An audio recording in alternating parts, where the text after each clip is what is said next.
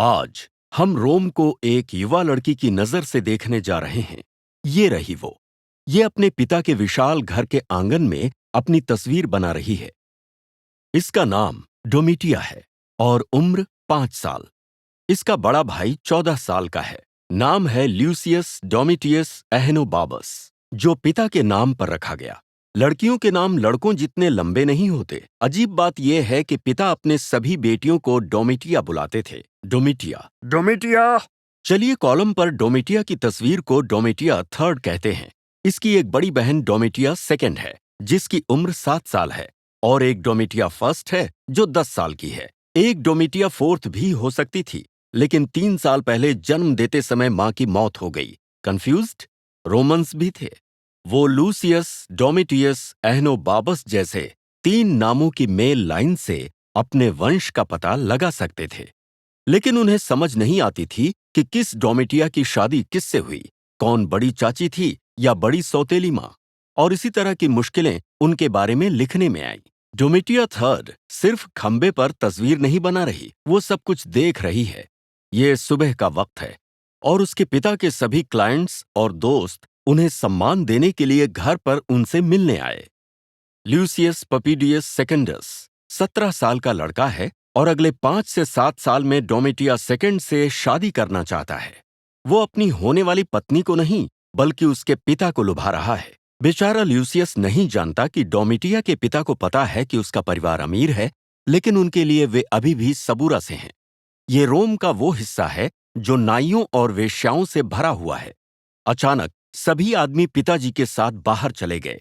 अब उनके अपने क्लाइंट्स और लोगों के साथ कोर्ट में बैठने का वक्त है, ताकि वो अपनी बातों की तारीफ बटोरें और विरोधियों को ताने दें। घर अब शांत है।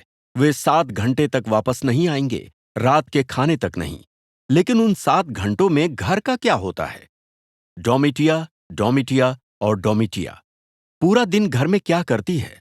सवाल आसान नहीं है। रोमन्स द्वारा लिखी गई हर चीज जो आज हमारे पास है, उसे पुरुषों ने लिखा था।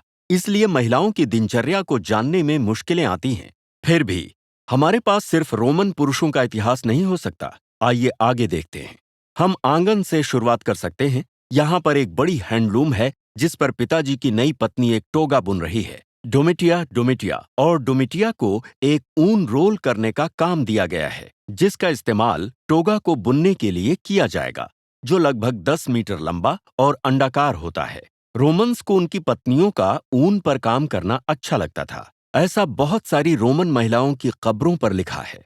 ग्रीस की महिलाओं से अलग रोमन महिलाएं घर से बाहर निकलती हैं और शहर में घूमती हैं। पुरुषों से बचने के लिए वो सुबह नहाने जाती हैं या उन स्नान घरों में जाती हैं जो सिर्फ महिलाओं के लिए हैं। कुछ औरतें 70 ईसा पूर्व के नए रिवाज को अपनाते हुए वहां मौजूद पुरुषों के साथ स्नान करती हैं।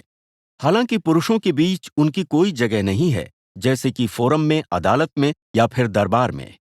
उनके लिए सार्वजनिक रूप से घूमने वाली खास जगहें हैं, जहां हैं बागीचे, मूर्तियां और चलने के लिए रास्ते। जब डोमिटिया और डोमिटिया को कहीं जाने के लिए घर से निकलना होता है, जैसे कि पोर्टिको ऑफ लिविया में, तो उन्हें तैयार होना चाहिए। डोमिटिया सेकेंड और डोमिटिया थर्ड तैयार हैं, लेकिन डोमिटिया फर्स्ट, जिसकी मंगनी फिलैटस से हो चुकी है और 2 साल में शादी होने वाली है, तैयार नहीं है। वो सुस्त नहीं है, पर उसे अभी और बहुत कुछ करना है। मंगेतर का मतलब है कि उसे मंगनी की निशानियां पहननी हैं, जैसे सगाई वाली अंगूठी और वो सभी तोहफे जो फिलेटस ने दिए हैं, नगीने, कान की बाली, हार और पेंडेंट्स। वो अपना ताज भी पहन सकती है।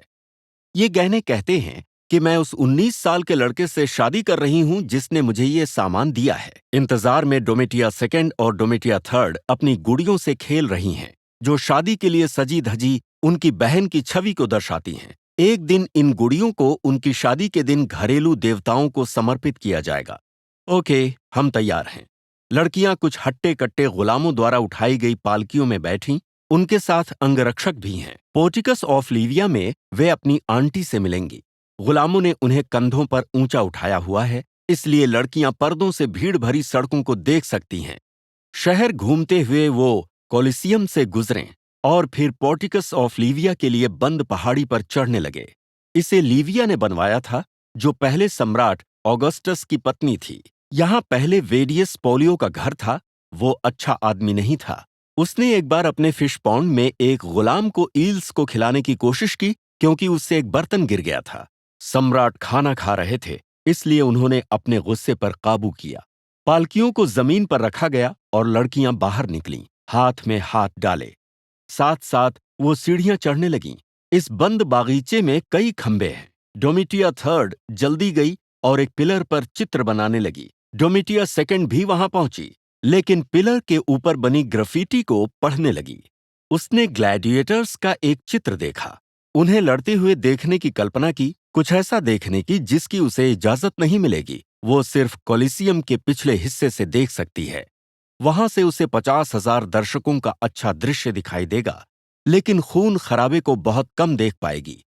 अगर वो सब कुछ अच्छी तरह देखना चाहती है तो उसे वेस्टल वर्जिन बनना होगा। फिर वो ठीक सामने बैठ सकती है, लेकिन वेस्टा की पवित्र आग को संभालने का काम हर किसी के बस की बात नहीं। डोमिटिया फर्स्ट को वहां एक 10 साल की लड़की मिली जिसने सगाई के गहने पहने हुए थे। घर जाने का वक्त हुआ। जब वो घर पहुंची तो माहौल में तनाव था। एक टूटा हुआ बर्तन फर्श पर पड़ा था। सभी गुलामों को आंगन में इकट्ठा किया जा रहा था। वो मालिक के आने का इंतजार कर रहे थे। पिताजी आग बबूला होंगे। वो अपने बच्चों को नहीं मारेंगे, लेकिन कई दूसरे रोमन्स की तरह उनका मानना है कि गुलामों को सजा मिलनी चाहिए। उनके आने से पहले चाबुक तैयार है। कोई नहीं जानता कि बर्तन किसने तोड़ा, लेकिन अगर जरूरत पड़ी तो पिताजी यातना देने वाले को बुलाएंगे। दरबान ने घर का दरवाजा खोला। चिंतित गुलामों में सन्नाटा छा गया, लेकिन दरवाजे से मालिक नहीं, बल्कि एक गर्भवती लड़की अंदर आई। मालिक की सबसे बड़ी बेटी, जिसकी उम्र 15 साल है। इसे शादी और बच्चे के जन्म का अनुभव है। सोचिए, इसका नाम क्या है? जन्म देते समय इसकी जान जाने की 5 से 10% संभावना है, लेकिन फिलहाल ये अपने परिवार के साथ डिनर पर आई है। एक युवा मां के रूप में इसने साबित किया है कि ये एक सफल पत्नी है जो अपने पति के लिए बच्चों को जन्म देगी, जो भविष्य में उसका नाम आगे बढ़ाएंगे। परिवार डिनर रूम की तरफ गया और उन्हें रात का खाना परोसा गया। ऐसा लगता है कि पिताजी को कहीं और से डिनर का निमंत्रण मिला है। डिनर के बाद लड़कियां अपनी बड़ी बहन को विदा करने के लिए घर से बाहर आईं, जिसे पिताजी के कुछ अंगरक्षकों की सुरक्षा में पालकी से ससुराल ले जाया गया। घर के अंदर आकर लड़कियों ने आंगन पार किया। गुलाम, जवान और बूढ़े, पुरुष और महिलाएं अपने मालिक की वापसी का इंतजार कर रहे हैं। जब वो वापस आएंगे तो गुस्सा निकाल सकते हैं। गुलामों को अपनी ताकत दिखाने के लिए हिंसा और आतंक का इस्तेमाल होता है, जिसका निशाना कोई भी गुलाम हो सकता है। लेकिन लड़कियां चढ़कर ऊपर जाती हैं सोने के लिए। आपको इतिहास सीखना पसंद है तो हमारे चैनल को सब्सक्राइब करें। हम हर हफ्ते एनिमेशंस पोस्ट करते हैं, जूलियस सीजर से लेकर केलों के काले इतिहास जैसे विषयों पर।